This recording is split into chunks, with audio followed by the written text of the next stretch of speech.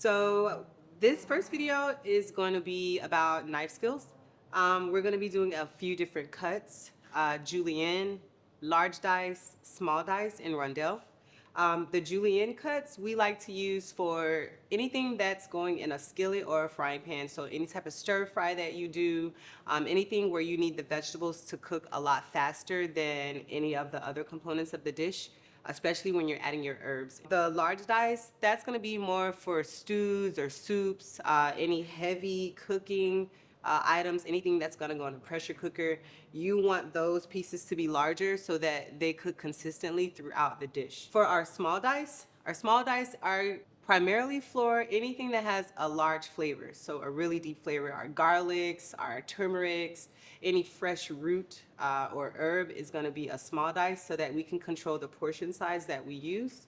And then anything that's gonna be like tomato or a soft vegetable, it's not really a big deal whether it's like julienne or chopped or anything like that, because it's gonna cook down anyway.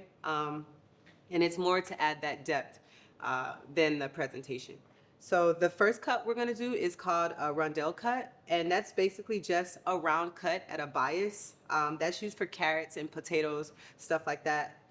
With my root vegetables, I do like to remove the outer layer just because we are farm to table. So sometimes just washing it in the sink doesn't really get all those particles out of the crevices.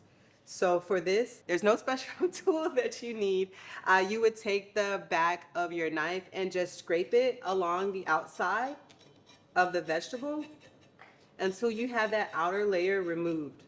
And this is after you rinse it off in the sink, of course. But all that, like the spots that you see that has the brown or the black that you don't want on there, you just use your knife and scrape it off. Once I do that, I just push all that to the side, and then I move forward with my cut. So for my carrot, it's a large dice. It's going into some soups and stews.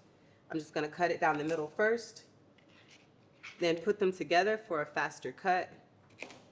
Pull your fingers back like a claw and just jump right in. Large dice, just like that. I like to get every piece that I possibly can out of the carrot. So I cut that piece right there and push it over to leave it for compost. And that is our rondelle cut. These again, they're going in like soups, stews, stuff like that. So we're gonna put this to the side.